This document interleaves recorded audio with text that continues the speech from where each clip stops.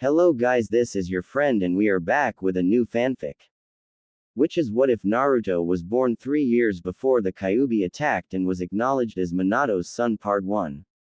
And if you enjoy this fanfic then please press the like button and subscribe to my channel for more fanfic like this. And now let's start the fanfic. It was a bright sunny day for the village of Konohagakure. The sounds of birds chirping, children laughing and the sound of people talking could be heard echoing through the streets. All in all, today was a typical normal day for the peaceful village. Unfortunately for one spiky blonde-haired Jounin, he had been summoned by the Hokage and council for an important meeting. As he was walking through the streets nodding to those who greeted him, he couldn't help but think back to when his life changed drastically. 12 years ago, the blonde sighed while looking up at the clouds, still continuing to head to his destination. Flashback. To San. Ka-san, cried a 3-year-old blonde desperately looking for his parents. He continued running through the house checking everywhere until he reached the last room. It was his father's study. He opened the door and saw 2 large figures. One had blonde spiky hair with long bangs and deep blue eyes. The other had long beautiful red hair with clear purple eyes. They were both in their battle uniforms. The blonde had a Jounin vest with a large white cloak with red flames at the bottom. The woman had a Jounin vest too, but she had a large katana strapped on her back. The 2 figures looked towards the door and saw the frightened 3-year-old. Sochi, the red-haired woman said, walking towards the boy. She got on her knees and hugged him. The small blonde quickly wrapped his arms around his mother, crying into her vest. SSHH, mommy's here, everything's going to be alright. Naru-chan. Naruto quickly calmed down, hiccuping slightly. A sudden appearance of 2 more figures made the large blonde look towards the window ledge. The 2 figures stepped into the light, revealing themselves. One had a goat mask on while the other wore a Konoha headband on an angle hiding his left eye. He had spiky gray hair that was also on an angle. He also wore a mask covering his mouth. The goat-masked Anbu was the first to talk, however. Hokage-sama. Kushina-sama, the demon is on its way. It's less than a minute away from the village. The blonde nodded, picking up a pile of fuinjutsu scrolls and sighed. The large blonde walked towards his son and, like his wife, he kneeled down, putting the palm of his hand on his son's head, ruffling his hair and smiling. Minato-sensei, the gray-haired teenager said, walking towards the trio. I know Kakashi. Minato started, only to be interrupted by the sound of a large explosion. He sighed. I guess the Kyuubi is already here then. But I can't help but think something's not right here. Why would the Kyuubi randomly attack a village? Minato thought. Minato then placed his hand underneath Naruto's chin so he was looking him in the eye. You're going to be an important ninja, Naruto, one day, one that will make this village proud of you as we are. Kakashi, take care of Naruto please. I will go meet the fox in a couple of minutes, so stay here with him please, Minato said, tears staining his cheeks. Kakashi nodded his head and walked over towards Naruto, placing a hand on his shoulder. Hi sensei. Minato looked at his wife, knowing what she was about to do. You're going to meet it, aren't you? He asked, looking at the fire in her eyes. She nodded while looking at Naruto. Naru-chan, mommy's going to be gone for a little while. You be good for Kakashi, remember we love you and will always be proud of you. Kushina finished kissing Naruto's forehead. She walked towards the open window where the Kyuubi was visible and was trampling on buildings with its 9 giant tails waving. Kushina jumped onto the window ledge and gave Naruto one last glance, showing her tear-stained eyes, and blew him a kiss and left in by Shunshin. Minato stood up, taking a deep breath, and left in a yellow flash. Naruto stood terrified at the sight of the 9-tailed demon. As he looked outside the window, a large explosion brought Naruto out of his trance. The explosion was where his mother had gone to. He felt tears flow down his cheeks and fell to his knees. Ka-san. Naruto shouted, shaking. Kakashi grabbed Naruto and brought him into a hug and pulling his head down so he couldn't see what was happening outside. Naruto's vision suddenly started to become blurry and his head started to spin. He felt his eyes roll into the back of his head. He heard Kakashi shout his name, but he couldn't react as he felt himself lose consciousness. Several hours later, Naruto slowly started to open his eyes. Squinting, he saw a white ceiling. Hospital, Naruto thought as he remembered being brought there after he had overtrained. He opened his eyes fully, looking around, noticing 3 nurses and tons of flowers and get well cards. He sighed and looked to the left to see who was sitting next to him. He smiled slightly as he saw Kakashi asleep in the chair, his one visible eye closed. Naruto's eyes widened when he realized why Kakashi was here. He began to panic, setting off the alarms on the machine next to him and also waking Kakashi up. Kakashi walked over towards Naruto, putting a hand on his shoulder, successfully calming Naruto.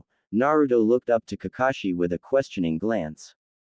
Naruto, we need to be quiet. The Hokage is about to make a speech to the whole village. Naruto nodded but was concerned. He had never heard Kakashi call his father the Hokage, he had always called him sensei. Naruto looked out of the window where he could see the top of the Hokage tower. There was 3 figures. He couldn't make out who they were. Then he heard one of the figures speak. People of Konohagakure, tonight the village was attacked by the Kyuubi no Yoko. It has destroyed families and homes and caused great losses, such as Lady Namikaze, also known as Kushina Namikaze. She died sacrificing her life saving the west sector of Konoha. We also lost our beloved 4th Hokage. He died sealing the demon into a newborn baby. The child has saved us all today, the voice said, using chakra to enhance the sound. Cries of outrage could be heard as soon as he finished his speech. We must kill the baby, it's the demon, someone screeched, causing roars of approval. Kakashi shook his head at the stupidity of the villagers. Silence, all of you. This is how you treat the 4th sacrifice, so be it, but from today on anyone who mentions the Kyuubi being sealed away will be killed. As I, Hiruzen Sarutobi, have retook the mantle of the Hokage, the Sandaime roared, causing everyone to scatter. Naruto laid back in his bed staring at the ceiling until the door opening made him sit up. There, entering his room, was the Sandaime and a long white-haired man with red lines under his eyes. It's good to see you up, Naruto-kun. The whole village have been worried about you. I'm sorry for your loss, Naruto-kun. The god of shinobi said, picking up on of the get-well cards. Naruto nodded, not quite knowing what to say. Naruto-kun, can I ask you something since I know you heard my speech? Sarutobi asked and continued once he saw Naruto nod. Naruto-kun, can you tell me what you think of the new baby that has the Kyuubi sealed inside him, and will you also become a ninja like your mother and father? Hiruzen asked, getting a surprised look from Naruto. I believe that the baby is just that, a baby, so I don't hate him, and yes, I will become a ninja, Naruto said, getting a smile from the 3 older men. And why, Naruto, what is your purpose of becoming a ninja? The Sandaime asked curiously. I want to become a ninja because I want to be able to protect those precious to me, Naruto said, the last part with fire in his eyes. Ah yes, that is a very noble reason. The will of fire burns through you, Naruto-kun brightly. Naruto, I'd like you to meet someone. His name is Jiraiya and was your father's sensei and also your godfather.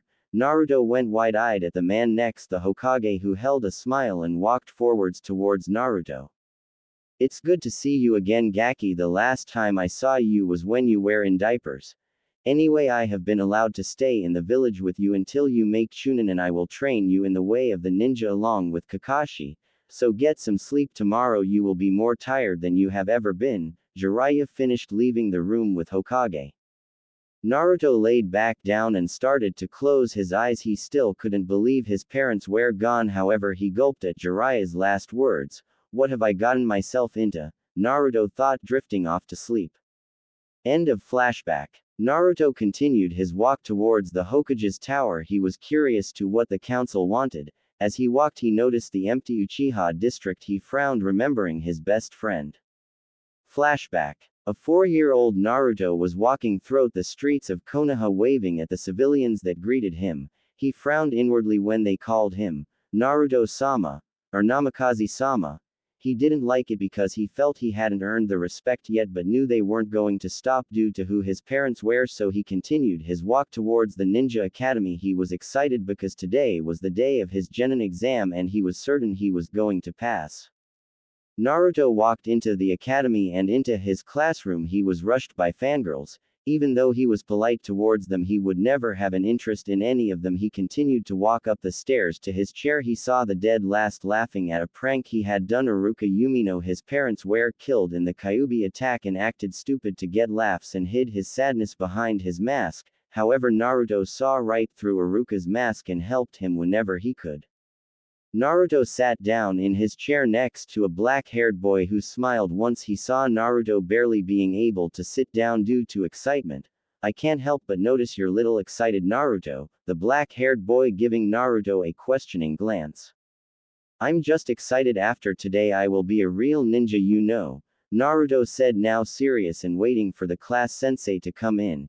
Itachi looked at the boy that was 3 years younger than him in amazement. It was no secret Naruto was as strong as him.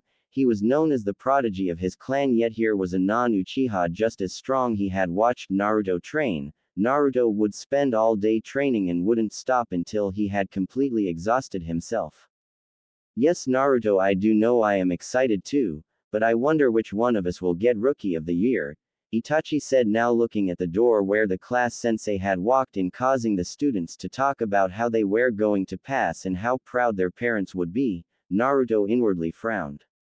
"Okay, settle down. We will begin the exam in a couple of minutes. The exam will be set in 2 different parts. The first part will be a test of knowledge. The second part will be a physical test to test your abilities. The third part will be a ninjutsu test," the sensei said, getting looks of confusion from everyone but Itachi and Naruto.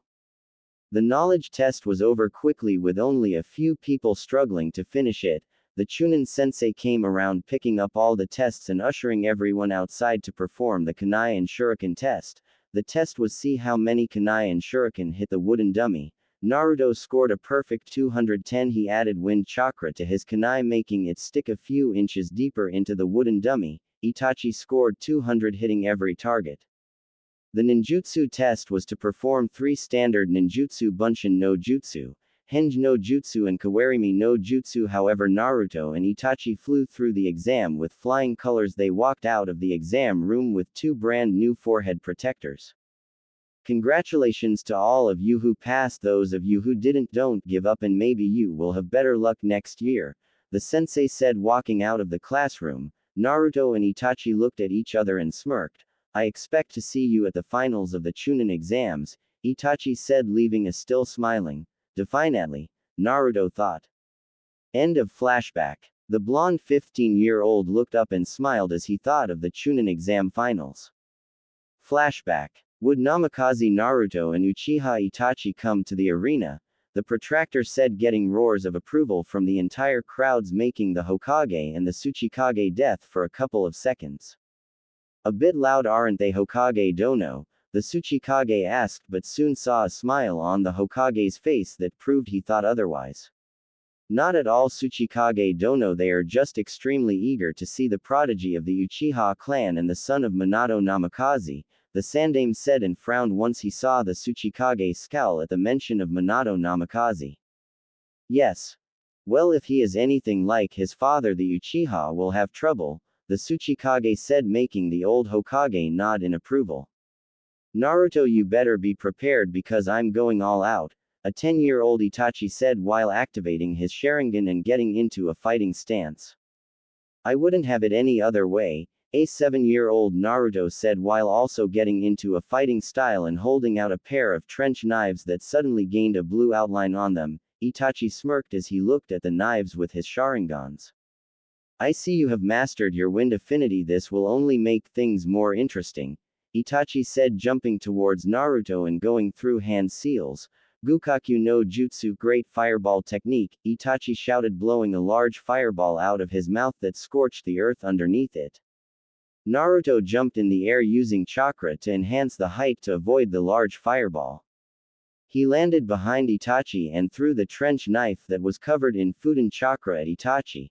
His eyes widened when the knife hit, but they soon narrowed when he saw Itachi explode into a flock of crows. Naruto quickly put his hands together and shouted, "Kai!" Itachi's image faded and Naruto just had enough time to see Itachi come at him with a kunai in hand. He sliced Itachi's kunai in half and also hitting Itachi's hand, causing a large amount of blood to pour out of the wound. Itachi jumped back, his feet sliding across the floor. He looked at the wound and winced. It wasn't life-threatening, but it was still pretty deep and goddamn painful. He jumped into the air again and went through another set of hand seals, ignoring the amount of pain that went into his hand every time he moved it. Goryuken no Jutsu, Great Dragon Fire Technique. A giant fire dragon was sent flying towards Naruto at an immense speed.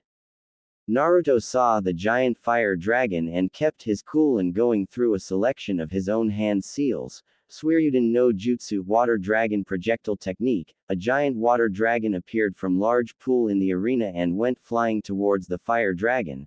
As soon as both jutsus collided, they exploded, causing strong winds to blow around the arena, making the spectators cover their faces. The steam that covered the area left everyone blinded. After a couple of seconds, the steam started to clear. The sounds of panting could be heard from within. Everyone stared wide-eyed at sight. Naruto had caught Itachi's fist in his palm, and Itachi had caught Naruto's fist in his palm, and their knees were fighting for supremacy. Itachi swiped Naruto's leg from underneath him, knocking him off balance. Itachi then kicked Naruto in the stomach, sending him back, but Itachi was also sent flying by Naruto's kick that connected to the side of his face. Both fighters skidded across the ground and hitting the sides of the stadium walls. They slowly stood up, their legs barely being able to support them. They ignored the cheers of the spectators and continued to stare at each other. After a couple of seconds, they both ran at each other at an extremely fast speed. Even for Jounins, they both launched their fists back and launched them forward. They hit each other at the same time but did not move. Their fists had connected with the other's cheek and had their eye closed on the side where the fist had connected. Both fighters jumped back so they were at least 20 meters away from each other. Both Itachi and Naruto smiled. To think even with my Sharingan I can barely keep up with your speed. It's a shame this fight has to come to an end, but I can tell you now I will win this, Itachi said, all the while still smiling. We'll see, Naruto shouted, running towards Itachi. Itachi's eyes widened when he saw Naruto run at him. How the hell does he have this much energy? I can barely stand up, Itachi thought as he saw Naruto get closer towards him. He quickly went through a number of hand seals. Doryuheki, Earth-style wall, a giant wall formed in front of Itachi, blocking Naruto's path. Naruto saw the wall and frowned. If I jump over it, I'll waste my chakra and I'll be defenseless. Excellent plan, Itachi, but I still have a lot of up my sleeve you haven't seen. Naruto continued to run at Itachi, however he started to go through hand seals that caused the ninjas in the arena to widen their eyes. Naruto's hand was suddenly covered with electricity. He thrusted his hand into the earth wall, cracking it instantly. Chidori! Naruto shouted. Itachi's eyes widened when he saw his earth wall begin to crack. He gasped when he saw Naruto's hand pierce the wall like paper. He stood there in shock as he saw the rest of Naruto's body break through the wall. Naruto saw Itachi frozen and smirked. He held out his hand and formed a small blue sphere, which caused many of the spectators to mutter, Yondaime-sama. Rasengan! Naruto shouted, sending the ball of chakra into Itachi's chin, sending him flying across the field. He bounced several times before he stopped. He laid there unmoving except for his chest moving up and down, showing that he was still alive. Naruto was also struggling. That last Rasengan used up the remaining chakra he had left. His vision had become blurry. He saw Itachi's face had cuts on his eyes and mouth and sported a small burn mark where the Rasengan had connected. His hand was also still bleeding from earlier. The protractor walked into the middle of the arena and looked at Naruto. He had bruises and cuts all over his face and burn marks on his arms, legs and clothes. He looked at Itachi, who was unconscious. Shusha! Namikaze Naruto! The crowd roared in approval and clapped for the two fighters. The medics ran towards the two. They immediately put Itachi on a stretcher and took him to the hospital. The medics ran towards Naruto to check if he was alright. Naruto-sama, are you alright? A young female medic asked. Naruto smiled and nodded. Yeah, I'm feeling great. Naruto collapsed and fell to the floor face first, but still held a smile on his face. Man, I can't believe how strong Itachi is. I trained with a Sannin and a Nikki and I barely won, Naruto thought in amazement before he fell unconscious. End of flashback. Naruto frowned as he continued to walk towards the tower. He missed Itachi, they were like brothers. He smiled at the appearance of two people. One had purple hair, she wore a mesh top and a coat with a high collar. The other was a long black-haired woman. She had beautiful red eyes and wore a red and white bandaged uniform that showed a lot of leg, much to his enjoyment. They were Anko Mitarashi and Kurenai Yuhi. Naruto had developed a crush on Kurenai ever since he first met her. She was everything he wanted in a woman: strong, independent, beautiful and kind. However, he knew her reputation, the Ice Queen of Konoha.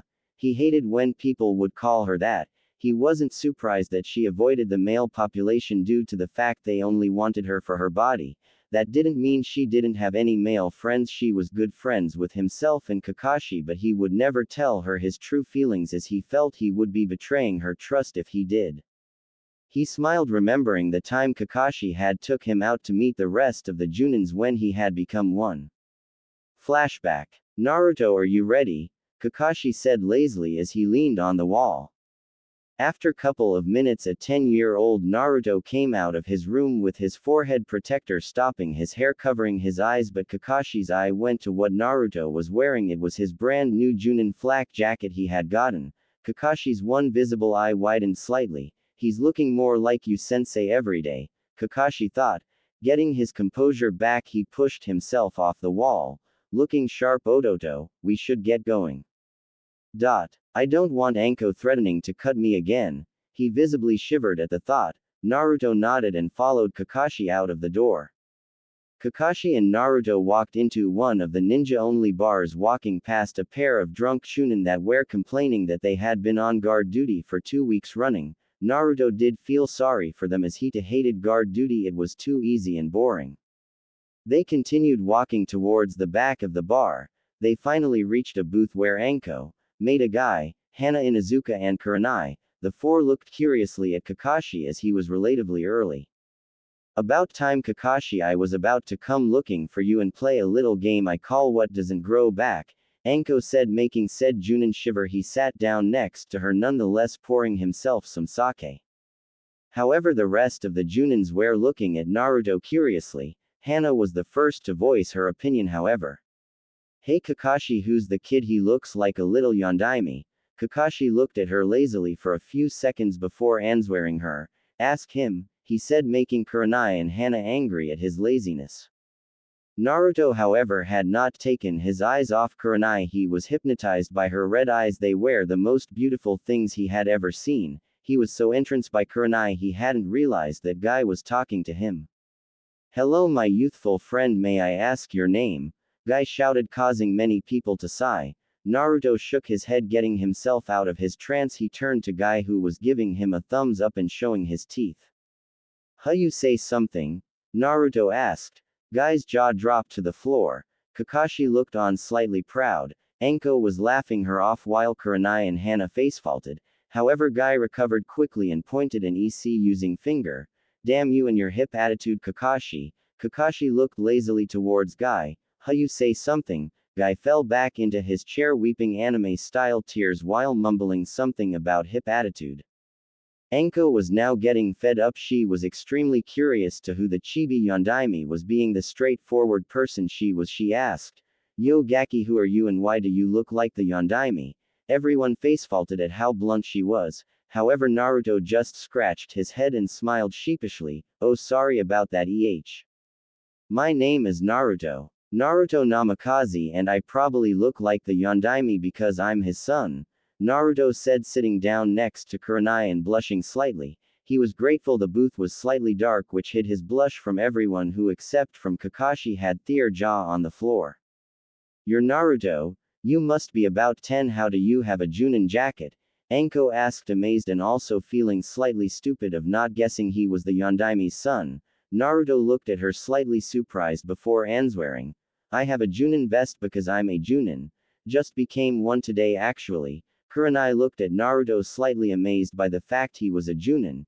You must be really strong for your age to have made Jounin, Kurenai asked, getting a blush from Naruto due to the praise. Thank you Naruto said, not sure what her name was. She caught on quickly and apologized. Oh, that's right, I'm sorry, my name is Kurenai Yuhi. These two are called Anko and Hana, and the grown man crying in the corner is Guy, she said, amazed by the fact he was listening to her. The rest of the male population in the village just looked at her body when she was talking. So Naruto, can you tell us what you prefer? Anko started getting raised eyebrows from Kakashi. I meant in jutsu's pervert, she said, hitting Kakashi over the head, and looked at Naruto waiting for an answer. Well, I'm really an all-round type of person. I prefer ninjutsu and taijutsu, but I like fuinjutsu. He saw Anko visibly flinch at the word, however he continued, I'm about average though when it comes to genjutsu. What about you? He finished, looking at Anko, who smirked. Me. I'm amazing at ninjutsu and taijutsu, she said, not giving much away. Guy followed where she had left off. I'm an expert in taijutsu, my youthful friend. Hana, seeing that Guy was finished, also spoke up. I'm proficient in medical jutsu and taijutsu. Kurenai sighed, thinking Naruto was about to laugh at what she specialized in, however she decided to tell him anyway. I'm a genjutsu expert, she said quickly and sipping some sake. She looked to her side to see Naruto staring at her. She was getting uncomfortable by his gaze on her, which he caught on to surprisingly. Oh, I'm sorry, it's just you're the first genjutsu specialist I've ever met. I've always found genjutsu interesting, as my best friend is also good at genjutsu, but that's only because of his eyes. I've never been that good at them, but I do know a few. Naruto finished, getting a complete look of disbelief from Kurenai. Kurenai looked at Naruto with a newfound respect. What, he finds genjutsu interesting? Usually when I tell people about genjutsu they don't even care. I think I could become friends with you, Naruto. Kurenai thought as she suddenly smelt the scent of smoke, making her frown, knowing who it was already. A tall figure appeared into the booth. He had spiky black hair, a shapely beard, and was hanging a cigarette out of his mouth. Hello, Kurenai-chan, Hana, Kakashi, Guy. He nodded to each of them and pulled a seat to the table. Hello, Asuma, my youthful friend. What brings you here tonight? Guy asked. Just getting a drink before going to bed, Asuma said, getting a snort from Anko. Got something to say, Anko? He said with venom. Anko looked at him, unaffected by his hate. It was no secret that Anko and Asuma hated each other. Anko hated Asuma because he was a pig, in her words, using women and smoking. Asuma hated Anko because she had turned him down for a little fun, as he would call it. He also hated the fact she was with Kurenai, so he couldn't talk to Kurenai alone. He was attracted to Kurenai but always got turned down whenever he asked her out. I do actually. You come over here smoking and then say you only came in for a drink. We all know why you're really here, and believe me, stalking her will not make her go out with you. Like she would anyway, Anko said, smirking at Asuma's face that was now filled with rage. What would you know, you snake whore? Asuma smirking at Anko's also rage-filled face. Kakashi was also slightly angry and was about to say something until Naruto spoke up. Why do you call her a snake whore, Asuma-san? Naruto asked innocently, getting raised eyebrows from everyone. Asuma stared at Naruto and saw how close he was to Kurenai and snarled a little. What's a little brat like you doing in here, Naruto? Naruto slightly scowled but kept his calm. I'm here because I'm a Jounin. Can you not see the jacket now? Would you please answer my first question? Asuma looked at Naruto's flak jacket and scowled. I guess they'll let anyone be a Jounin now. The reason people call her snake whore is because she was the apprentice of Orochimaru. Naruto looked at Asuma a little disgusted. That's it, who cares if she was the apprentice of Orochimaru? She's not him, and I doubt she's a whore. Naruto said with no emotion, startling Asuma a little, but then scoffed. What would you know, you're just a kid, he said. Naruto decided to ignore the comment and continued to talk to Kurenai about genjutsu. After about half an hour later, Asuma stood up, getting ready to leave. He turned around to face Kurenai. Fancy having a little bit of fun, Kurenai-chan? Since it's your first time, I'll make it special, Asuma said, winking at Kurenai, who looked completely disgusted. No, Asuma, I don't want to have fun with you, and I never will, so stop wasting my time by asking, she said rather coldly. Asuma stood in shock. This was the first time Kurenai had ever talked to him like that. She had always been polite when turning him down. He looked over towards Anko and saw her laughing loudly. Without thinking, Asuma pulled his trench knives out and dashed towards Anko, startling the group as his Fudan-enhanced blades were about to hit Anko. There was a sudden clang that shocked everyone.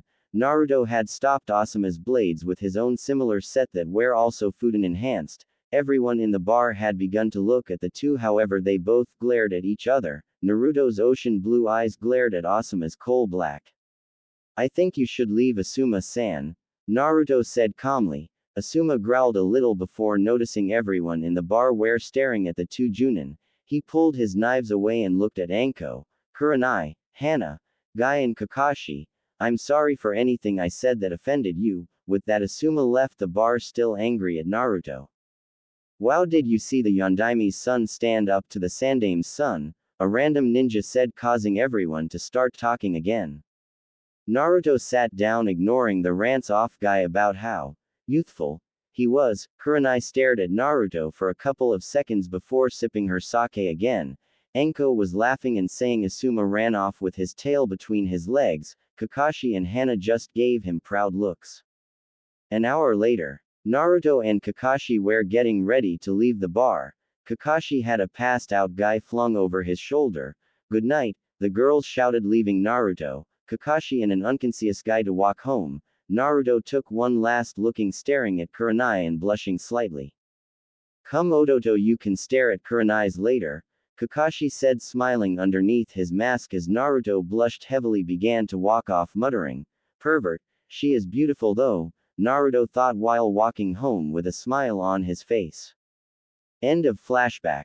"Ohayo Naruto," Kurenai shouted and waved at Naruto. He blushed slightly and went over to them.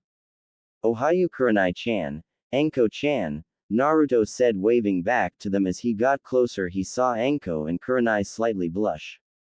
"You just keep getting taller and taller, Naruto, you're even taller than me now," Kurenai said, making Naruto blush. "And more handsome," Anko added with a smirk. Now Anko-chan, don't give up on Aniki, especially after all the nice things he said about you," Naruto said, looking away with a smirk. He was about to turn back to look at her until he was picked up by the collar by a very feisty-looking Anko. "What did that lazy bum say?" Anko said seriously. Naruto gulped. He said he liked how strong and independent you are." Anko looked at Naruto for a couple of seconds before smirking. "So the lazy bastard does care. I'll show him just how strong and independent I can be." Anko then started running down the street, knocking people over. "Kurenai, remember what I said earlier? You need to get laid or you will die a virgin," Anko shouted while turning the corner. Kurenai turned a bright red as everyone in the street was now staring at her. She was about to run away until she felt a hand on her shoulder. She looked up and saw Naruto smiling at her. "Don't be embarrassed, Kurenai-chan. You're not the only one," Naruto said, making her smile and nod. "So, what are you doing up so early, Kurenai-chan?" Naruto asked, getting another smile from Kurenai. "Oh yeah, I nearly forgot. I went to see Hokage-sama to see who was on my Genin team," Kurenai answered. "Oh yeah, I forgot you wanted the Hyuga heir on your team." "Hinata, right? Did you get her?" Naruto asked, not realizing they were still stood in the middle of the street. "Hi. I also got Hana's brother Kiba and Shino Aburame," Kurenai said, making Naruto smile. "Hey Kurenai-chan, I don't mean to sound rude, but I have to go to a meeting with the council, but after that do you want to go get some breakfast with me?" Naruto asked, blushing. Kurenai fake pouted and then smiled again.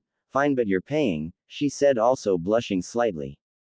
Naruto nodded and said his goodbyes and began to walk towards the tower again. Council room. Naruto walked into the council room where he was immediately met with smiling faces. The Hokage spoke up, grabbing Naruto's attention. "Ah, Naruto-kun, it's good to see you again. You're looking more like your father every day. I'd like to just talk to you, but you have been giving a very important mission." Naruto nodded, giving the signal for the Hokage to continue. "Naruto-kun, you will become a Jounin sensei for this year's Genin. 2 of your students have already been decided, however the third is up to you," Hiruzen said while handing Naruto a file. Naruto started reading the files. His eyes widened when he read the names. "You're giving me the Uchiha heir. Why shouldn't Hatake Kakashi train him since he has Sharingan as well? Naruto asked, getting smiles from most of the civilian side and frowns from the clan sides, the Hokage side. Yes, some of us also thought that Kakashi-kun would be better suited to train the Uchiha, but others did not agree with us.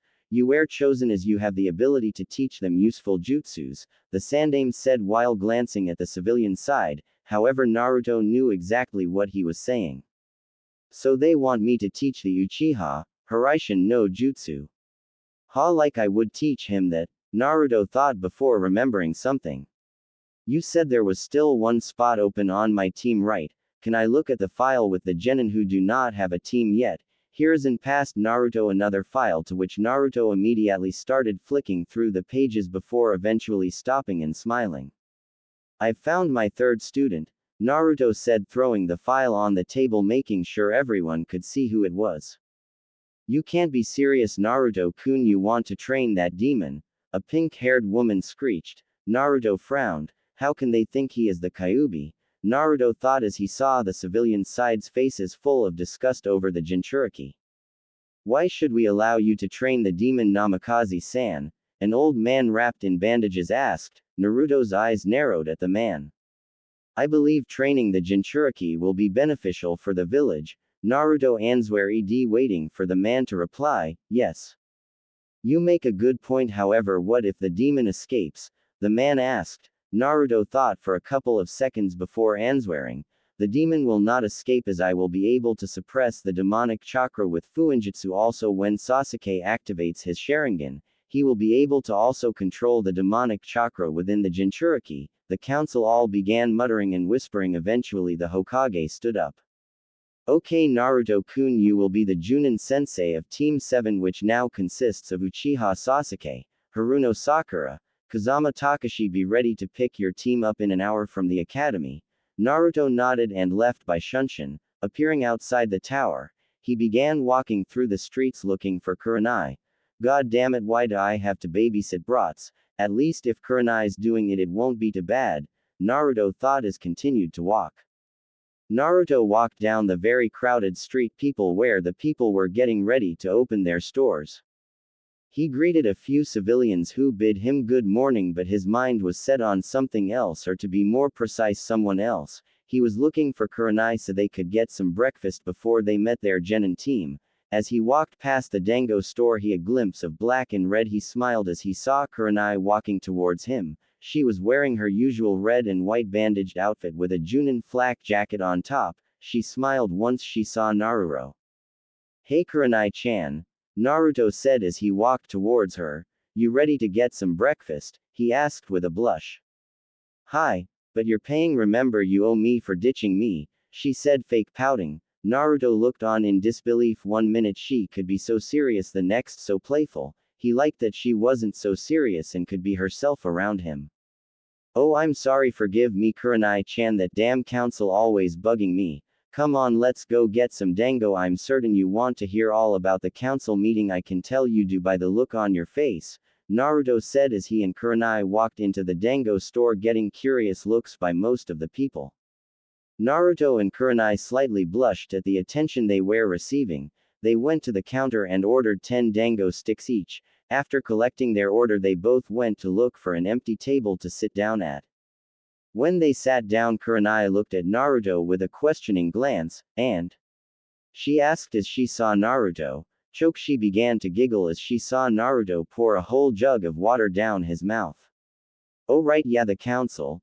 Damn it Naruto, you have to calm down, it's just breakfast. He saw Kurenai nod while eating a dango stick. A slight blush appeared on his. God, that's sexy, he thought when he saw her eat the dango stick slowly. He quickly willed his blush away so he could tell her his new position. Well Kurenai-chan, looks like I am going to be Jounin sensei too. You were lucky though, you got to pick 2 of your choices, Naruto mumbled, causing a wide-eyed expression from Kurenai that soon turned into a full-blown laugh. Ha ha ha ha, what are they thinking? You'll end up killing the genin for being too loud, Kurenai said while laughing. Naruto pouted a little. Oh come on, I'm not that bad. Besides, I reckon you're just worried that my team's going to be better than yours, Naruto finished with a smirk, when he heard Kurenai slightly growl. You wanna bet? Kurenai said through gritted teeth. Naruto nodded and smiled at how easily angry he could get her. Kurenai stood up and pointed at Naruto. Alright mister, you have a bet. What are the stakes? Naruto gulped it and blushed slightly. EHMM. How about whose ever team gets past the first round of the Chunin exam wins? Naruto asked, getting a quick nod from Kurenai, and continued. If I win you have to. You know what I'll tell you if I win? Naruto said, blushing. I'm an idiot, I could have used the bet to ask her out, Naruto thought while looking at Kurenai, who had her eyebrows raised. Okay, and what if I win? Kurenai asked seriously. Naruto got into a thinking pose for a couple of seconds before answering. Alright, so if you win I will teach you one of my most precious jutsus, Naruto said, earning a wide-eyed Kurenai. She narrowed her eyes straight away. Okay, who've you got on your team? Naruto was about to answer before the sound of an unwanted guest interrupted him. You want to know who Naruto's got? I'll tell you. My father told me you picked the dead last. What's the matter? Picking the worst student so your teaching won't look so bad, Asuma said as he walked into the dango store while smirking. Naruto narrowed his eyes at Asuma. Unlike you Asuma, I don't care what people think of me. I picked Takashi because everyone deserves a chance despite their status, Naruto said while standing up and glaring. Not everyone cares about themselves Asuma. Asuma glared at Naruto and put his hands near his trench knife holders ready to remove the blades. Naruto also put his hands near his trench knife waiting for Asuma to make his move. Whatever, I don't care what you think, Asuma said, bending his knees slightly. Naruto also bended his knees and was about to lunge when he heard a voice that made him stop. Stop it, both of you. Kurenai stood up, standing between them. She glared at Asuma, causing him to back off a little. I suggest you leave, Asuma, Kurenai said coldly. Asuma was taken back a little by the coldness in her voice, however he looked at Kurenai. I'm sorry for ruining your breakfast, Kurenai-chan, he said, hoping she would forgive him, but inwardly he didn't care since he was only interrupting the time Naruto was hanging out with her. Just go, she said, pointing towards the exit of the dango store. Asuma nodded and shunshined away. Kurenai turned around and began to walk towards Naruto. I'm sorry, Kuren. Naruto was interrupted by Kurenai, who had leaned up and kissed Naruto on the cheek and kept herself in that position for several seconds before letting go, leaving a heavily blushing Naruto and an also slightly blushing Kurenai. The others in the store were either whistling or glaring at Naruto for getting a kiss from the extremely beautiful Kunoichi. Naruto began to stutter his words, trying to find the right words. He was stopped by Kurenai. That was for helping Takashi. I know you didn't pick him as your student for the reason, Asuma said. I'm glad you picked him. It would have broken Hinata's heart if Takashi hadn't become a ninja, Kurenai said, still holding a slight blush from kissing Naruto on the cheek in front of everyone. Naruto looked stunned for a second before speaking his mind. I'm glad you believe me. It's the least I could do for the kid since it was my father that pretty much ruined his life. He deserves a break every now and then, but why would Hinata be so affected? Naruto asked, completely confused. Kurenai smiled at Naruto's question.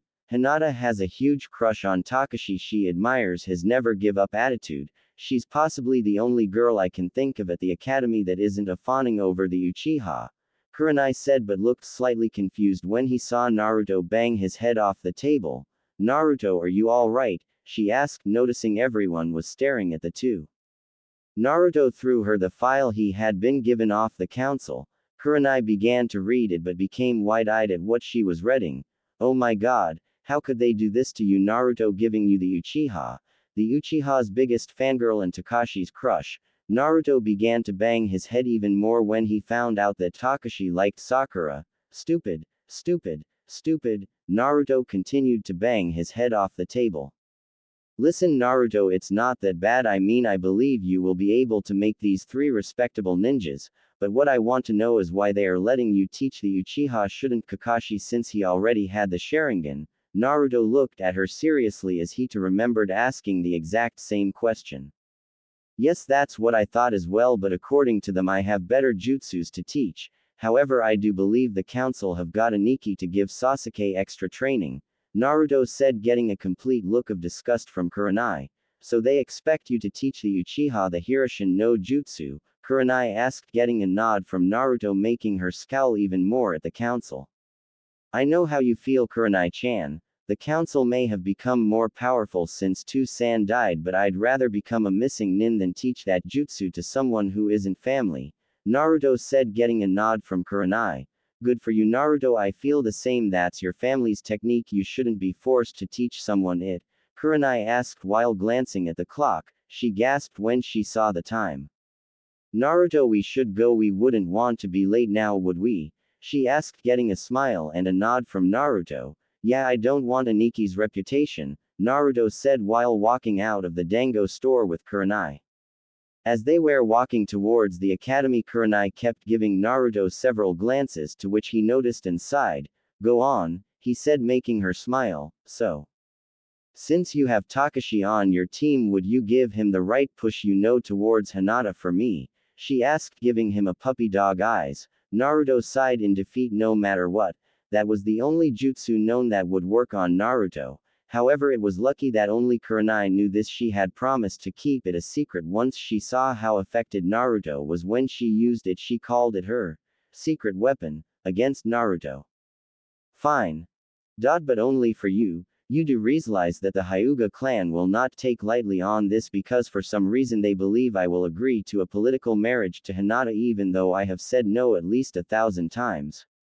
I mean seriously, if I'm going to marry someone, it will be someone I love, Naruto said while walking down the busy morning street of Konoha. He stopped walking as soon as he felt something wet on his cheek. He looked to his side and saw Kurenai kissing his cheek again. Sweet, this must be what heaven feels like, Naruto thought while turning bright red. Kurenai was also bright red due to the fact she was kissing Naruto again on the cheek right in front of everyone. She hadn't known what had came over her, but at that moment she wanted to kiss Naruto, even if it was only on the cheek. Thank you, Naruto, for agreeing to help Hinata. You don't know how much it means to me that you would do this for me, she asked, generally happy that Naruto would help her without mentioning something in return. Naruto blushed even brighter, if it was possible, as he walked muttering the words, women, under his breath, making Kurenai giggle that she had this affect on him. Academy. Iruka Yumino was standing at the front of the classroom looking at the new set of genin in front of him with pride. He had taught most of the clan heirs, however when he looked at Takashi he couldn't help but feel proud of him. At first, like the rest of the village, he thought Takashi was the reincarnation of the Kyuubi, but after watching Takashi and talking to both Naruto and the Sandaime, he found out that he was just a little boy who was lonely and played pranks on the village as a sign of recognition. Iruka smiled at the thought. He reminds me of myself at his age.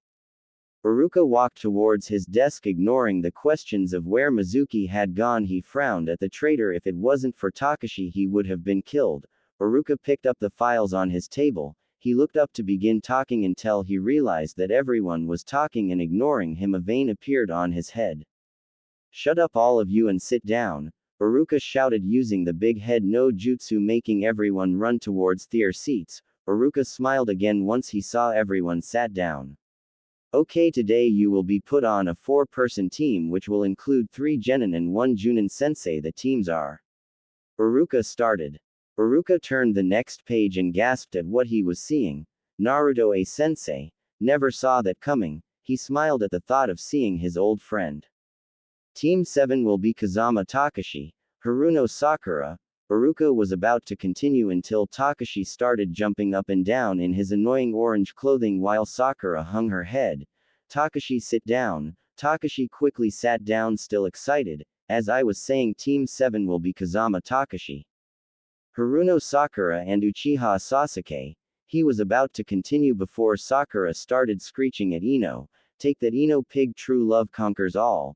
Iruka gained a vein above his eyebrow again. Sit down, Sakura, and let me finish. Sakura sat down again, apologizing as well. Your Jounin sensei will be Namikaze Naruto. Iruka finished, getting wide eyes from everyone in the class. Takashi stood up and asked the question everyone else was wondering. Namikaze, as in the 4th Hokage type Namikaze.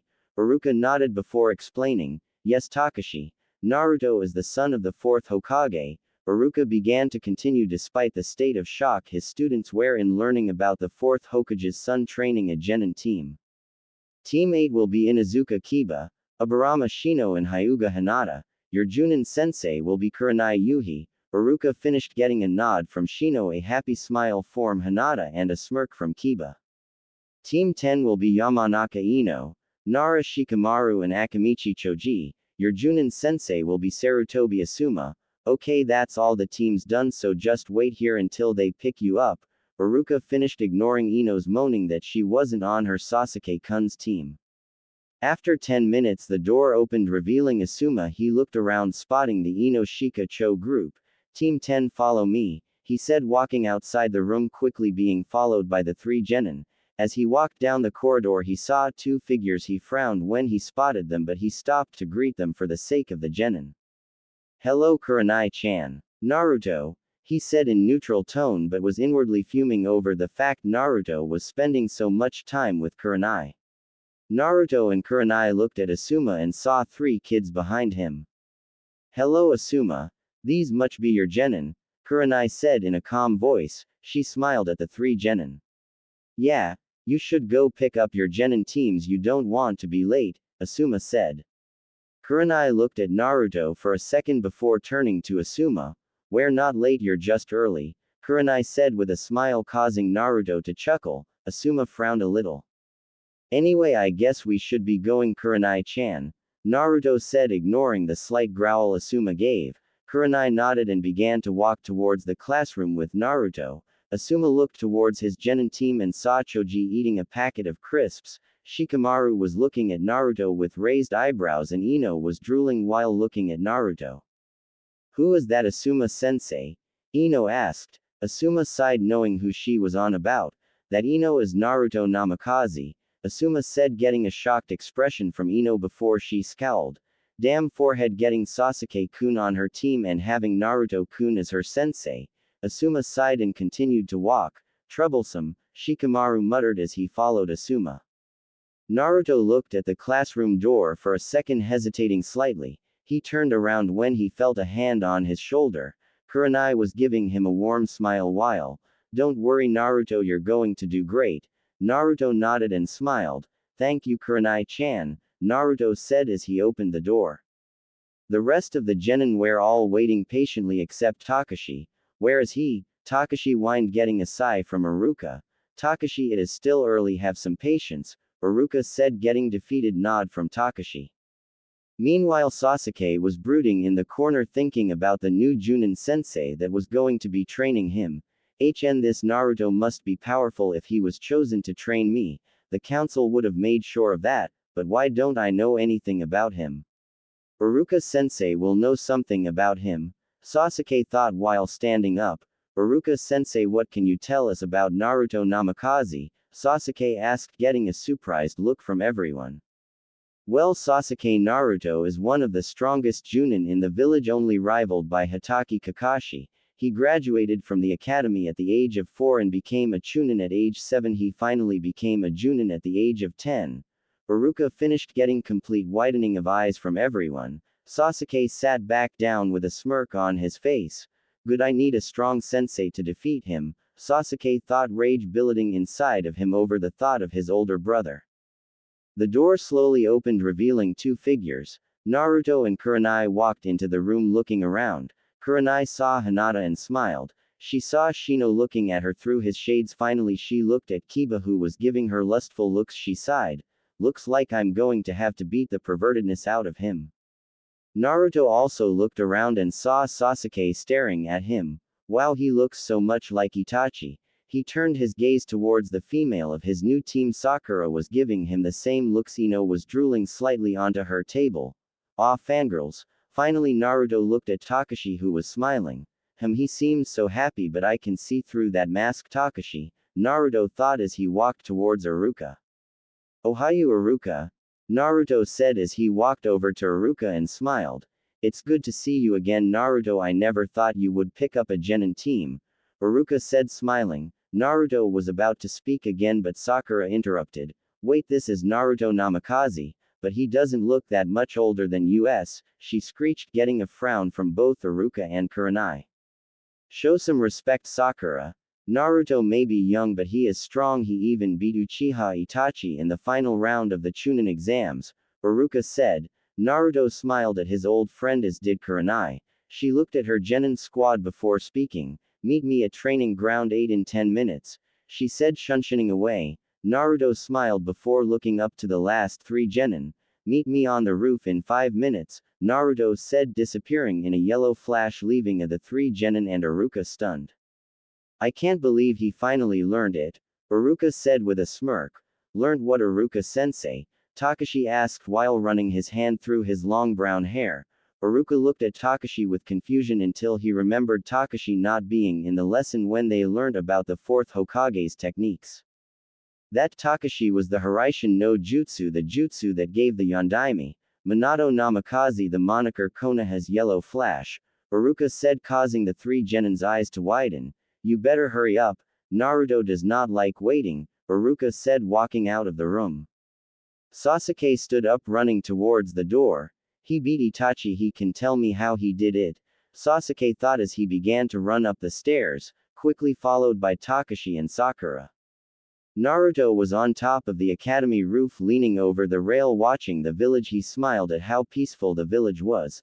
The sound of the door to the roof flying open made Naruto turn around. You were nearly late, Naruto said while smiling at a panting Sasuke, Takashi and Sakura. Alright, before we go into introductions, do any of you have any questions? Naruto asked, looking at the all too eager faces the 3 genin were holding. Sasuke walked closer towards Naruto. How did you beat him? Sasuke asked, looking at Naruto with pleading eyes. Naruto looked at Sasuke. He couldn't help but feel sorry for him. Poor kid. Itachi must have really done a number on you. I beat him through training hard and never giving up, Naruto said, getting a slight scowl from Sasuke. Sakura was next to voice her opinions. Are you really our sensei? I mean, how old are you? Naruto frowned at the question. Yes, I am your new sensei and I am 15 years old, Naruto answered, getting wide eyes from the 3. Sakura looked impressed at Naruto at the thought he was Jounin sensei at the age of 15. Jounin sensei at 15, he must be strong. I bet Sasuke-kun is stronger, Sakura thought, staring dreamily at Sasuke. Naruto sighed, regretting what he was about to do next. Okay, let's start with some introductions. Tell us what your likes and dislikes are and also your dream. The 3 genin looked at Naruto in confusion. Naruto sensei, why don't you go first? Sakura said, getting a sigh from Naruto. Okay. My name is Naruto Namikaze. My likes are none of your concern. I have a lot of dislikes and I don't really have a dream yet. The 3 genin's jaw dropped. He didn't tell us anything but his name, they thought. Okay, your turn, Pinky. Sakura scowled but continued anyway. My name is Sakura Haruno. My likes are, she looks at Sasuke. My dislikes are Ino Pig and Takashi Baka, and my dream is, looks at Sasuke again. Naruto's sweat dropped. To think this is what most young kunoichi are like now. Okay, you big eyes, Naruto said, pointing at Takashi, who also scowled at the nickname. My name is Takashi Kazama. My likes are Sakura-chan, Ramen and Gigi. Naruto smiled at the Hokage's personal nickname. He continued to listen to Takashi. My dislikes are people who judge me without knowing me and Sasuke-tem. My dream is to be acknowledged by the village and become the strongest Hokage ever. Takashi finished with fire in his eyes. Naruto smiled and looked towards Sasuke. Okay, now you broody. Sasuke glared at Naruto before speaking. My name is Sasuke Uchiha. I hate a lot of things, and I don't particularly like anything. What I have is not a dream, because I will make it a reality. I'm going to rebuild my clan and kill a certain person. Sasuke finished, glaring at nothing in particular. Naruto sighed. Itachi, you really messed up, Sasuke. Okay, meet me at training ground 7 tomorrow and don't be late. Naruto finished, disappearing in a yellow flash. Hey Sasuke-kun, want to go on a date with me? Sakura asked, blushing. No, he responded coldly, walking away. Sakura-chan, I'll go. Oh. Takashi started but stopped by the sudden punch on his head. No, Takashi Baka. Sakura walked off, fuming over Sasuke's rejection. Naruto appeared in the Jounin lounge in a yellow flash. He walked over to Anko and Kurenai, who were already talking. God, I don't think they could have gave me a more difficult team, Naruto said as he fell into the chair. Anko and Kurenai giggled at Naruto. Kurenai put her hand on Naruto's shoulder, causing him to blush. Don't worry Naruto, I'm sure you'll be an excellent sensei. Naruto smiled and nodded at Kurenai. You're right, especially considering I'm going to win that bet, Naruto said, making Kurenai smile. We'll see, Kurenai said while sipping her sake. Anko looked at the two in confusion. She had known Naruto and Kurenai were good friends, but what they were doing was borderline flirting. Anko grinned at the thought. Oh Nai-chan. Kurenai looked over towards Anko while taking another sip of sake. So when are you and Naruto going to, you know? Kurenai blinked for a couple of seconds before Anko's words sunk in. She spat her sake all over the table and went completely bright red. She looked at Naruto, who was the exact shade of color she was showing. What, why? You mean Anko-chan? Kurenai asked, trying to play innocent. Anko smiled at her friend. Oh, you know, I was just wondering when you two were going to lose your virginities to each other. Naruto and Kurenai went even brighter red this time. What, me and Naruto are just friends? Kurenai shouted at Anko, making her laugh insanely. Sure, keep telling yourself that, Nai-chan, Anko said, sipping some of her own sake. Naruto, seeing how out of hand this could get, decided to intervene. So Kurenai-chan, what were your genin like? Naruto asked, getting a sigh from Kurenai. Well, Shino barely talks. Kiba is totally hormonal and Hinata, she is still too shy. Oh, by the way, are you pushing Takashi in the right direction? Kurenai asked, glad that Naruto had changed the subject. Not yet, but I will add a little comment there and then. By the way Sakura treats him, it won't be long before he finds Hinata, Naruto said, getting a smile from Kurenai.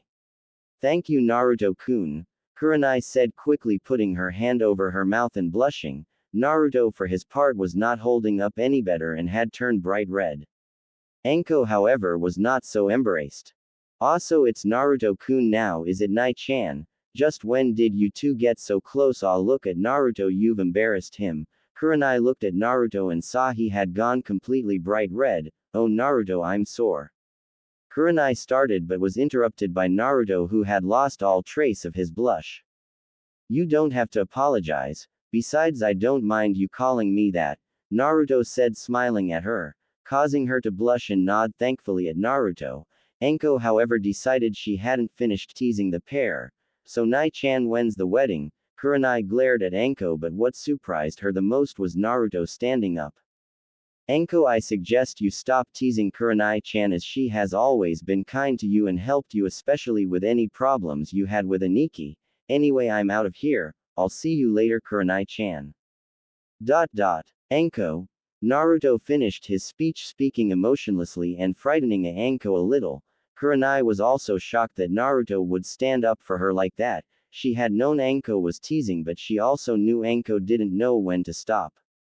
Anko was about to apologize to Naruto but sighed when she saw him vanish in a yellow flash. She looked at her best friend with regret in her eyes.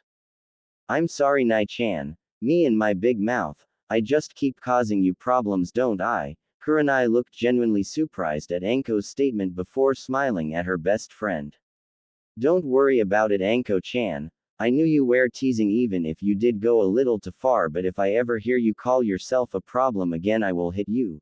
It was now Anko's turn to look surprised. That was the first time that Kurenai had ever threatened to hit her. She smiled, however. Thank you, Nai-chan. When I see Naruto, I will also apologize to him as well. You two have been nothing but supportive towards me, but Nai-chan, I've known you long enough to know when you genuinely like someone, so let me ask you something. How do you feel about Naruto? Anko asked, grateful that her friend had forgiven her and helped her through her life, but now she wanted to see her friend as happy as she was when she was with Kakashi. Kurenai looked down for a couple of seconds in deep thought. Do I like him like that? I mean, he's not a pervert. He doesn't think I'm weak because I'm a woman. He is also very handsome, smart and funny. Also, he never tries to take advantage of me. Could I possibly be falling in love with him? No, we are just friends. If something were to happen between us and made us hate each other, I don't think I could bear it. We must stay friends. It's not like anything could happen between us, right? Kurenai thought while obviously lying to herself. Over the years she had become more and more attracted to Naruto. Every year he seemed to get even more handsome. It took every bit of willpower she had not to just kiss him. Kurenai looked up to Anko, sadness in her eyes. Please Anko-chan, can we just drop it? Kurenai pleaded. Anko looked at Kurenai and nodded, knowing how much of a turmoil her friend was going through. Fine, but sooner or later you're going to have to face this head on, Anko said while inside was thinking about something completely different. To think you of all people have melted the Ice Queen Naruto. From this day forward I am going to do whatever I can to get you two together. Anko then began to talk to Kurenai about a guy she had tortured information out of. Hokage Monument. Naruto appeared on top of his father's head with yellow flash. He sighed and sat down, leaving his legs dangling over the side. He smiled slightly. I wonder how different my life would be if you two were here. I know you would laugh if you saw my new students.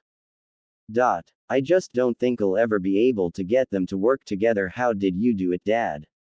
Naruto sighed and chuckled slightly. I wonder what you and Mom would think about my crush on Kurenai-chan. The presence of a chakra signature caused Naruto to turn around, looking at the person interrupting his peaceful time. Naruto turned around and was surprised to see Takashi walking over towards him. However, Naruto noticed straight away that he didn't have his emotional mask on.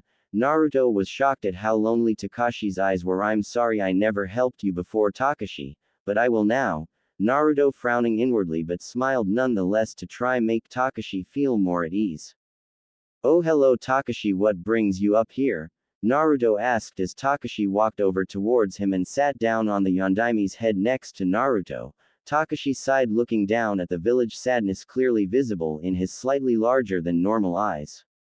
Just needed somewhere to think, that's all, Naruto-sensei, Takashi said, still not looking at Naruto.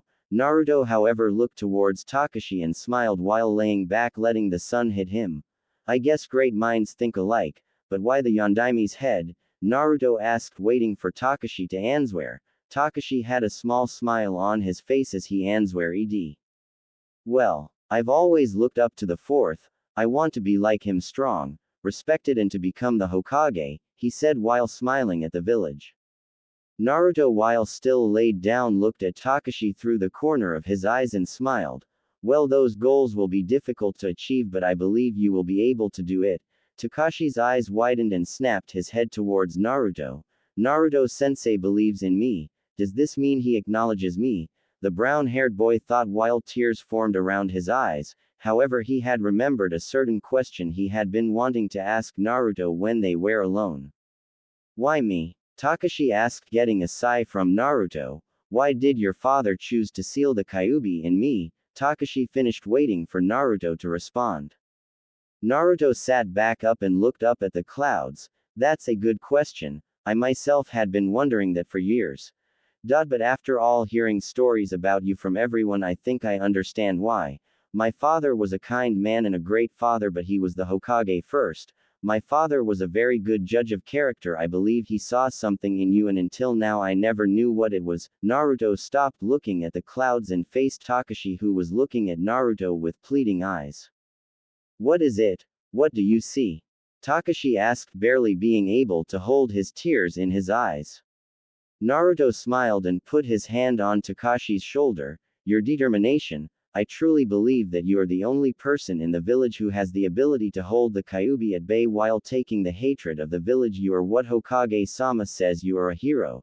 So don't forget that you are the jailer, not the prisoner. Naruto finished, watching tears fall from Takashi's eyes. Naruto let Takashi cry for several minutes. He was about to take Takashi home when he heard the younger boy's stomach growl. Naruto chuckled slightly. How about we go to Ichiraku's before we head home? Takashi gave one of his rare genuine smiles and nodded. Naruto and Takashi walked down the streets of Konoha. The civilian glared at Takashi but never said anything as they saw Naruto, or in their eyes Namikaze-sama, walk along with him. Takashi ignored the glares, smiling happily at the thought of free ramen. Naruto however was in deep thought about something. Well, the next few weeks are going to be different. I should apologize to Anko. I know she was only teasing, but she knows how I feel about Kurenai-chan. Naruto took a quick glance at Takashi and saw he was talking to himself about what type of ramen he wanted. Naruto's sweat dropped. Yes, definitely different, Naruto thought as they both walked towards the ramen restaurant.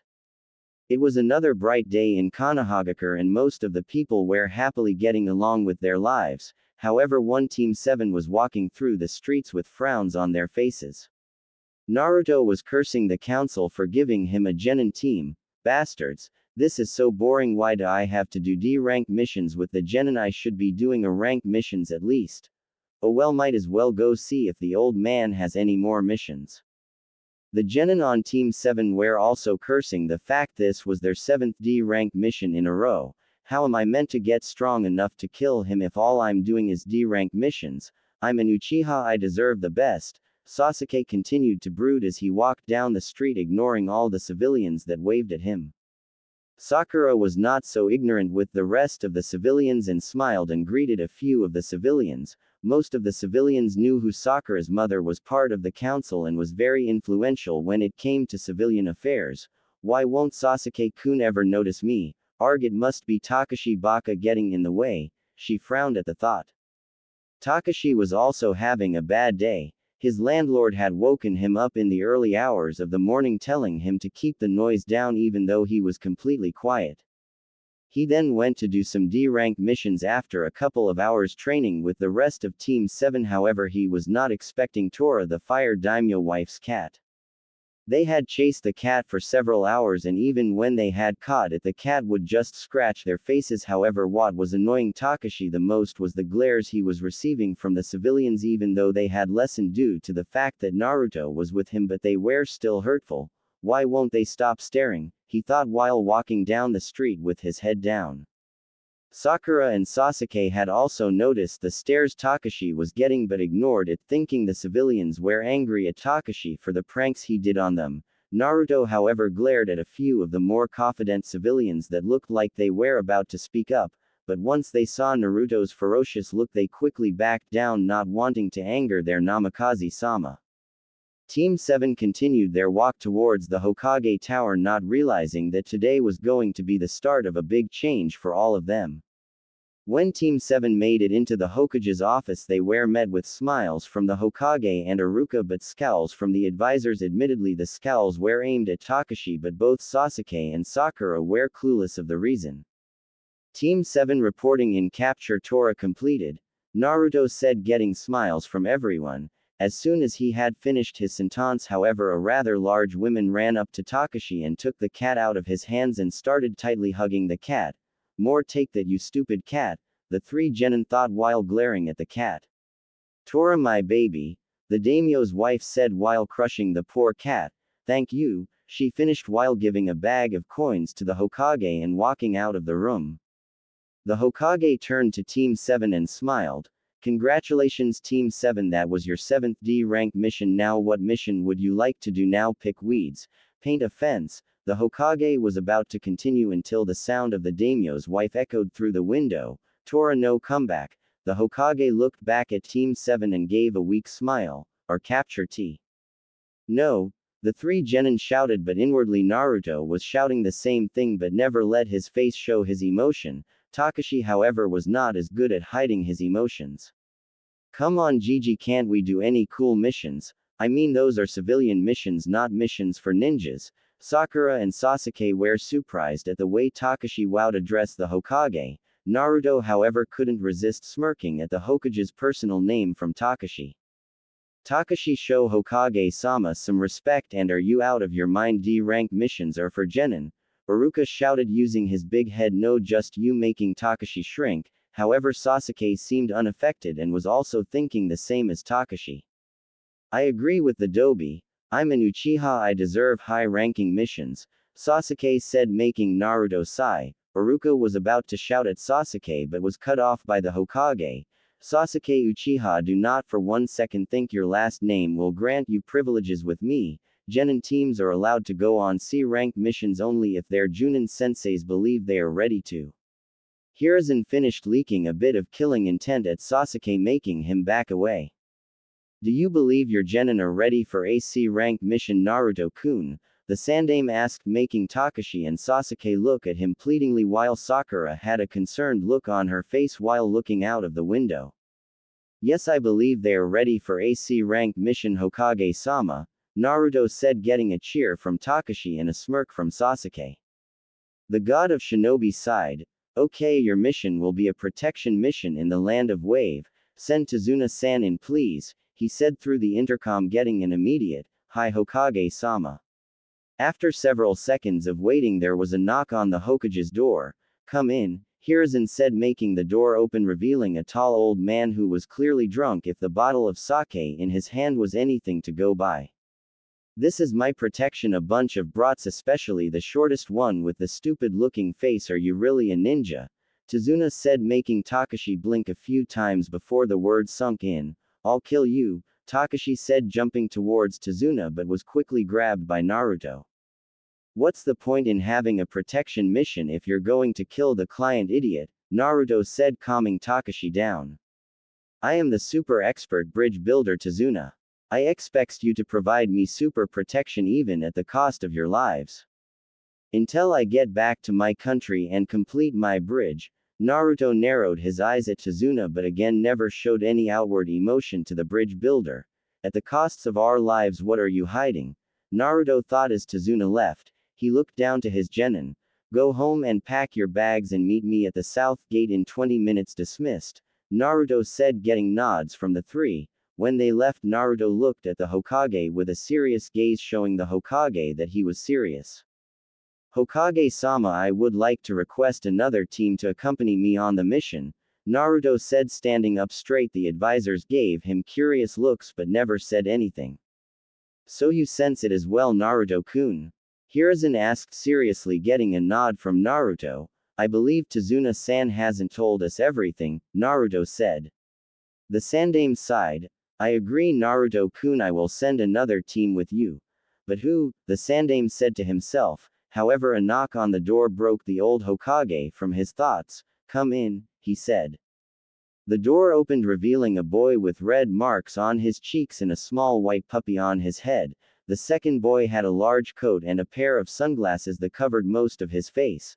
The last genin was a small girl with lavender hair and plain white eyes. As the three genin walked in, a final figure walked through the door. Naruto blushed slightly. Kurenai-chan.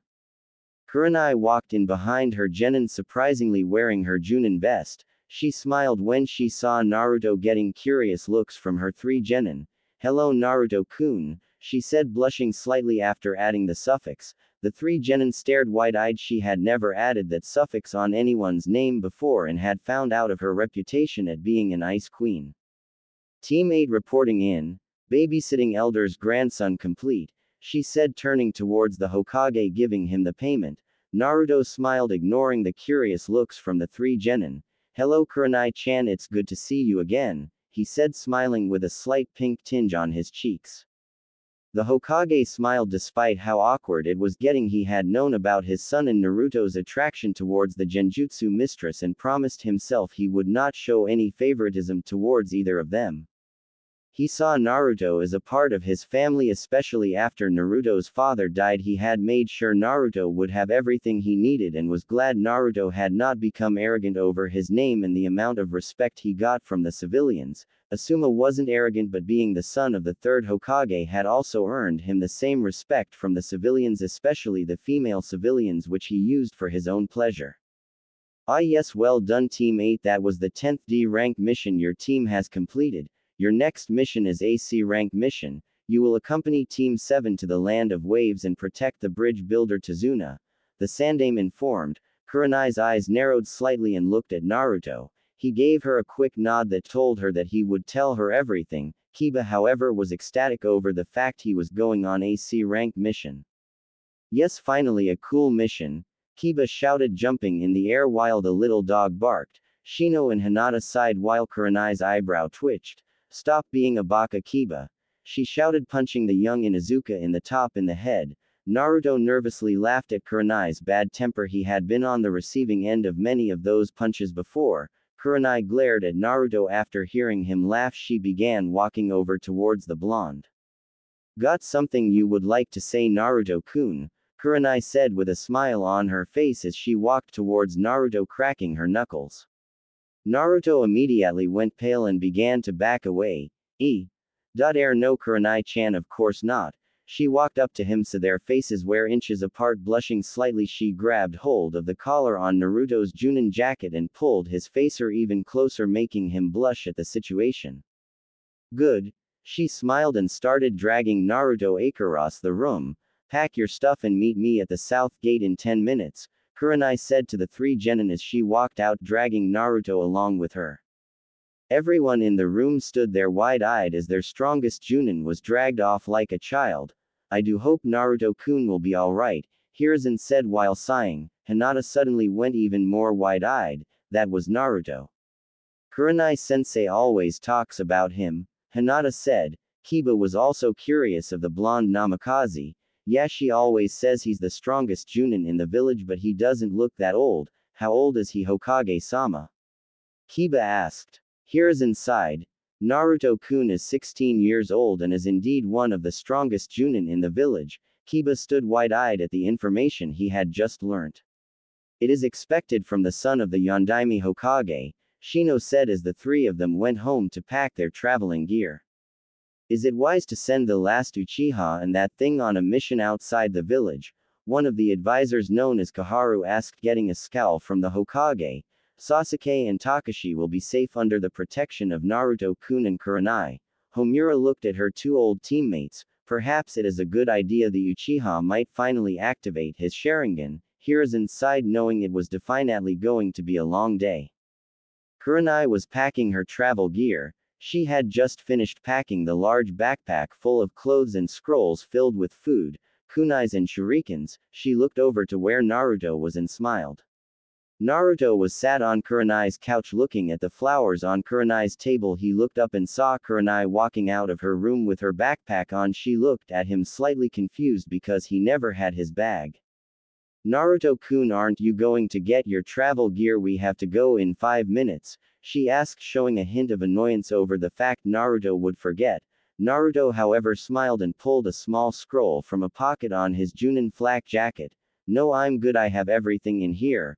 Kurenai sighed while mumbling something about smartass sealing masters. Naruto chuckled but stopped when he heard a voice.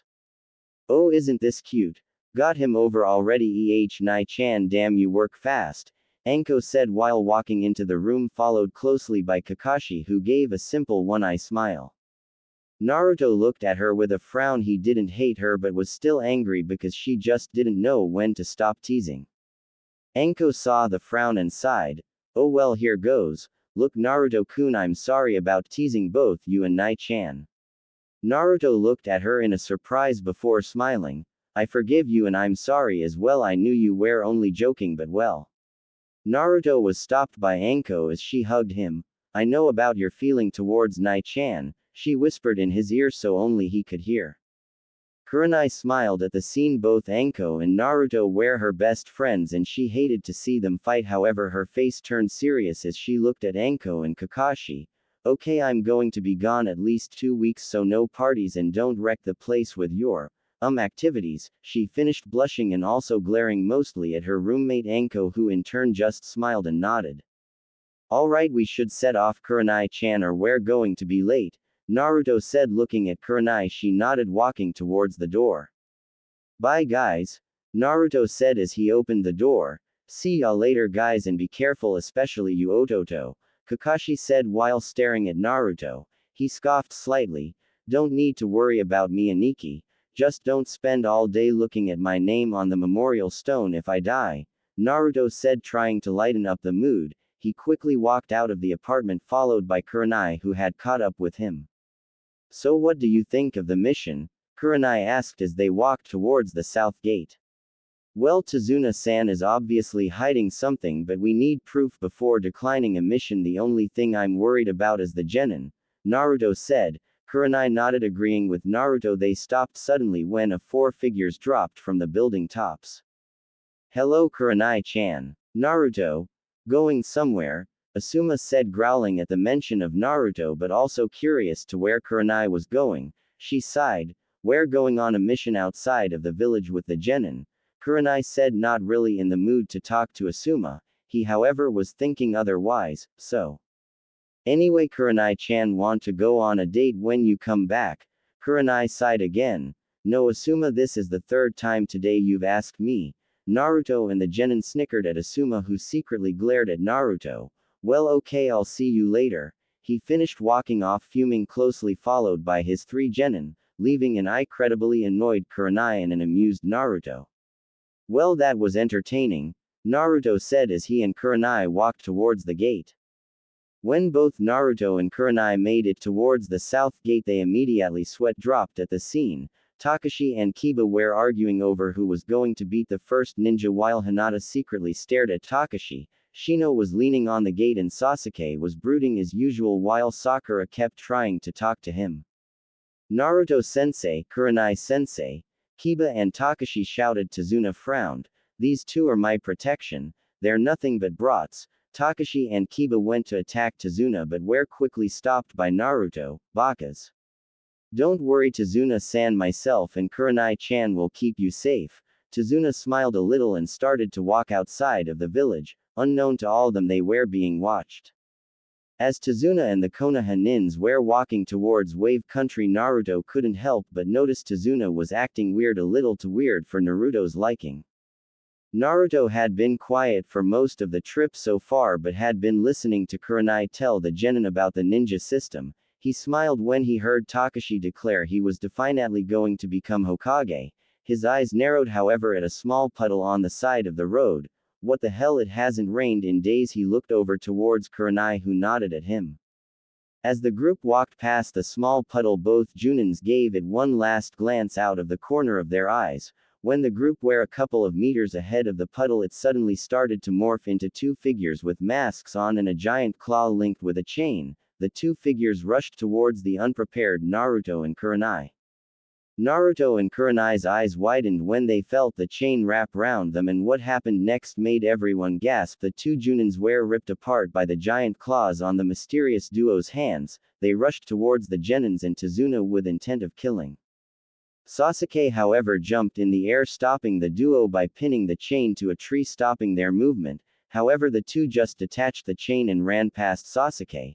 One of them turned off to attack Takashi and Kiba, who were frozen in fear, while the other rushed towards Tazuna. However, Sakura and Shino jumped in front of Tazuna with the intention of sacrificing themselves.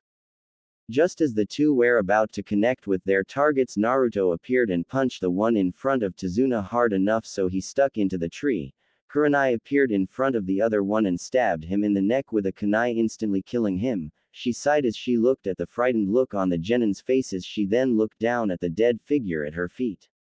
These are the demon brothers from the hidden mist, Kurenai said, getting a nod from Naruto, who looked at Tazuna, leaking a little of killing intent at the bridge builder. Tazuna-san, I think we need to talk now, Naruto said, making him visibly gulp. The group had tied the surviving brother on to a tree. The mist ninja had woken up and was glaring at Naruto. How did you know we were there?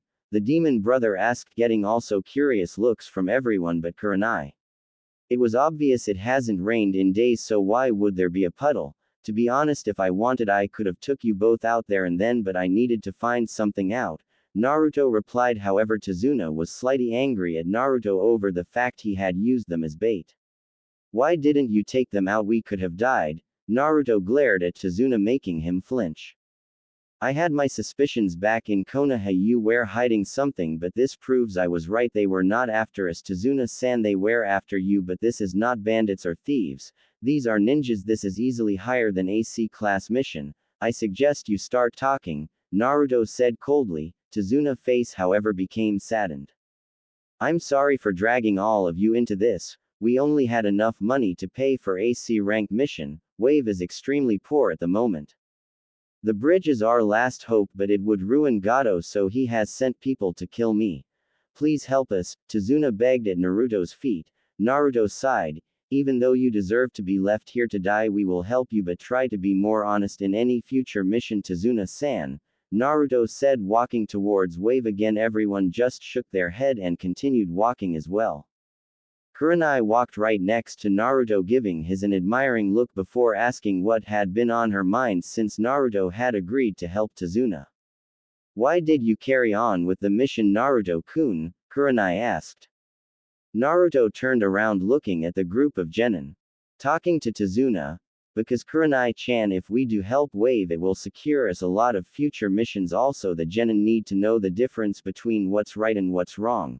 Kurenai smiled at Naruto's selflessness. It always surprised her how far Naruto would go to make someone feel better, even if it was at the cost of his own happiness. He really is the perfect man. She blushed at the thought and shook her head, not quite comfortable to where her thoughts were heading. Tazuna. Team 7 and 8 made their way into Wave by boat. The mist was beginning to clear, giving everyone a clear view. However, they were not expecting the view to be as stunning. Wow! All the genin said at the sight in front of them, because there standing tall was a giant half-finished bridge. Did you build that, old man? Takashi asked, getting a sigh from both Jounins over the amount of respect Takashi showed. Yes, I did, Gaki. I bet you're super impressed now, Tazuna said while Takashi glared at the man for calling him a Gaki. This is where you must get off now, Tazuna-san. It is too dangerous to go into Wave, the fisherman said, making Tazuna sigh. Hi, thank you, Tazuna said, getting off the boat, closely followed by the two Konoha teams. As the Konoha team and Tazuna were walking down the road into Wave, Takashi jumped in front of them all with a kunai in hand. Naruto raised an eyebrow at Takashi's unusual behavior, while Sakura thought it was Takashi's way of trying to look cool and embarrass her Sasuke-kun. Takashi Baka, stop trying to act cool like Sasuke-kun, she screeched, causing everyone else to hold their ears in pain. Hinata, however, frowned at Sakura and stepped forward and activated her Byakugan. Her Byakugan was not the most advanced but was able to see everything in front of her. She frowned, however, when Sakura was proven right and there was indeed nothing there. She blushed, trying to find her voice. Sakura S. Sanai. Azar. IG. HT Takashi-kun, Hinata said, saddened over the fact she was embarrassing her crush. Takashi, however, ignored her and threw a kunai into the bush, hitting something. Everyone's eyes widened when the sound of metal piercing flesh came. They all ran to where the kunai had hit and saw a dead white rabbit.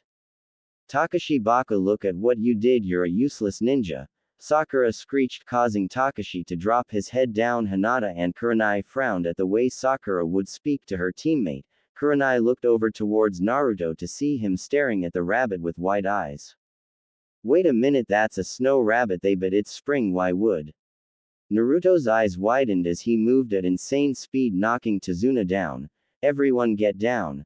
Everyone jumped to the floor, confused at Naruto's behavior. However, all their questions were answered when a giant sword flew over their head and stuck into a tree. Naruto stood up and stared at the sword. Suddenly a figure appeared standing on top of the lodged blade. Naruto's eyes widened, as did Kurenai's, at the appearance of the newcomer.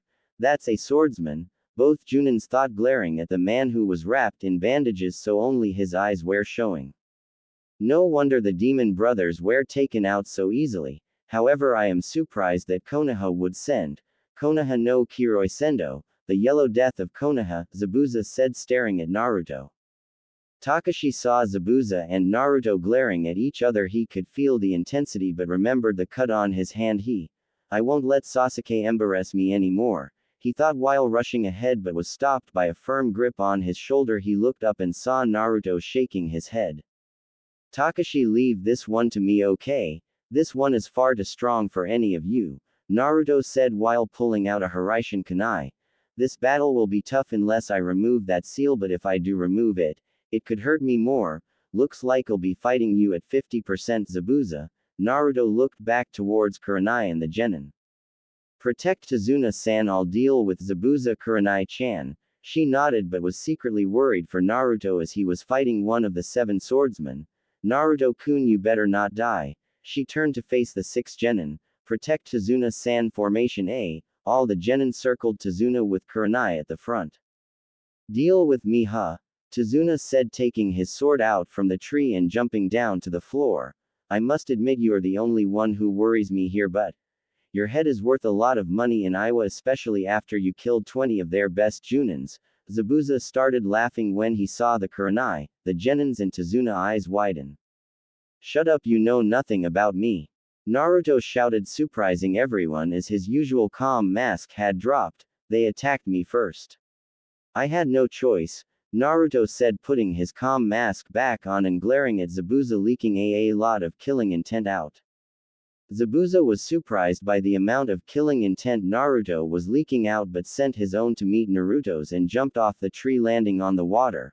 Well, I only came here for the bridge builder, but your head is worth much more.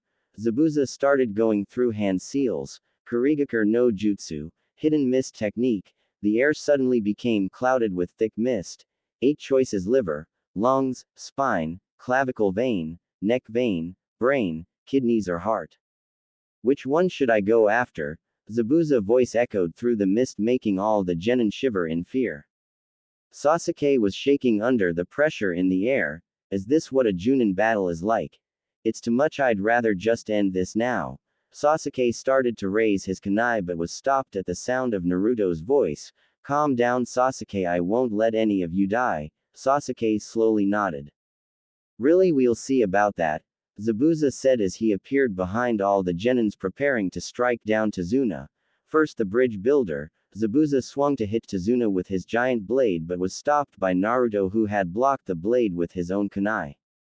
So you are as fast as the rumors say? Impressive, I had my doubts, Zabuza said as both fighters continued to battle for dominance. I'm glad you're impressed, but this battle ends now, Naruto said as he diverted Zabuza's sword into the ground with his Hiraishin kunai and sliced Zabuza's throat with his trench knife. However, instead of blood, water spilled everywhere. Naruto's eyes widened when he felt a presence behind him. Naruto was suddenly sliced in half by the giant sword. Everyone's eyes widened at the sight of the blonde Jounin's body sliced horizontally in half. Naruto-kun, Kurenai shouted, preparing to attack Zabuza and avenge her fallen friend. However, the sight of 2 trench knives aimed across Zabuza's throat made her back down and smile happily. Give up, you can't beat me. It's over, Naruto said coldly with his knives still attached to. Alright sensei, kick his, Takashi shouted as most of the genins were thinking the exact same. Interesting clone of blood one, am I right? He, you had already set it up back when you were speaking to your student. Impressive. However, I'm also not that easy, Zabuza said, appearing behind Naruto, who stood wide-eyed and slashed the clone in front of him and it exploded with water. Zabuza went to slash Naruto but missed as Naruto disappeared in a yellow flash. Zabuza turned around to the tree his blade had once been stuck into and saw Naruto standing on a branch with a Hiraishin kunai in his hand. This ends now, Naruto said, throwing his kunai at Zabuza. Zabuza smirked when he saw the kunai and deflected it into the water. Naruto, however, jumped at Zabuza and kicked his blade out of his hand, making it stick into the ground several meters away from him. Zabuza punched Naruto in face, sending him back a few meters. Naruto spat some blood out his mouth and smirked. It's over, Naruto said while his body dissolved into a puddle of blood, making everyone's eyes widen. Zabuza had just enough time to stop Naruto from stabbing him from behind with the Hiraishin but was unable to stop the kick to his chin, sending him flying in the air. Zabuza backflipped and landed on his feet next to his sword, while wiping a bit of blood off his lip. Impressive, but it's going to take a lot more than that to beat me, Zabuza said while picking his sword out of the ground. He smiled and launched his sword at Naruto. However, Naruto jumped and landed on the side of the blade before jumping high in the air. His eyes widened at the sight a giant water dragon was heading towards him. Naruto put his hands together. Kage Bunshin no Jutsu, Shadow Clone Technique. 2 more Narutos appeared at the side of him and grabbed the real Naruto's arms and threw him towards the ground, avoiding the water dragons. However, the shadow clones were not so lucky and exploded into a large cloud of smoke. Impressive, you were able to avoid my Suiryuden no Jutsu, Water Dragon Projectile Technique, even though I put you in a position where it was almost impossible to dodge. But don't relax yet, Zabuza said while going through hand seals. Suiryuden no Jutsu, Water Dragon Projectile Technique, Zabuza shouted, launching a water dragon towards Naruto. Naruto smiled when he saw the dragon coming towards him and went through his own hand seals. Suiryuden no Jutsu, Water Dragon Projectile Technique, Naruto shouted, meeting Zabuza's water dragon with his own. Both jutsus exploded, showering both Naruto and Zabuza with water. However, what shocked Zabuza was that Naruto was smiling. It wasn't until Naruto's body started to crack and sizzle when Zabuza realized what had happened.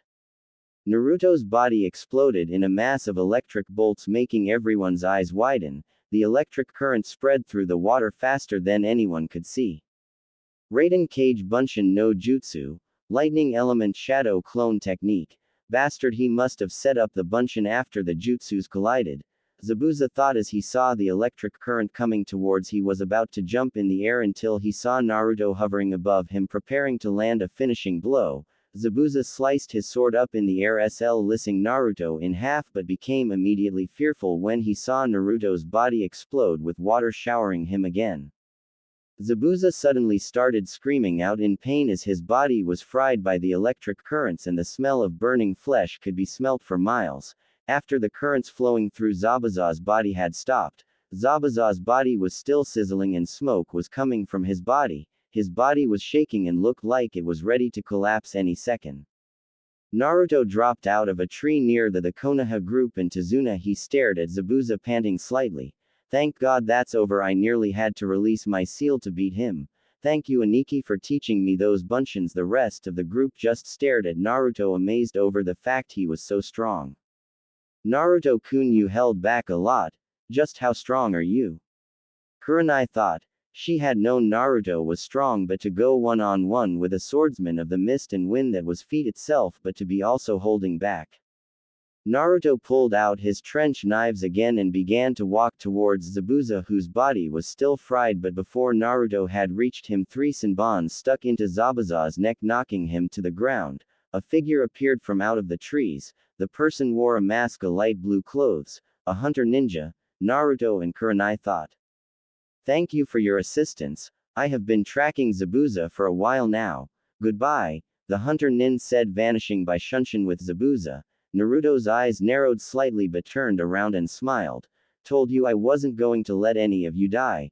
The group also smiled but quickly panicked when they saw Naruto fall to one knee. Kurenai was the first to reach him and put his arm over her shoulder. Don't worry, Naruto-kun, I'll look after you. Naruto blushed but began following Tazuna to his house.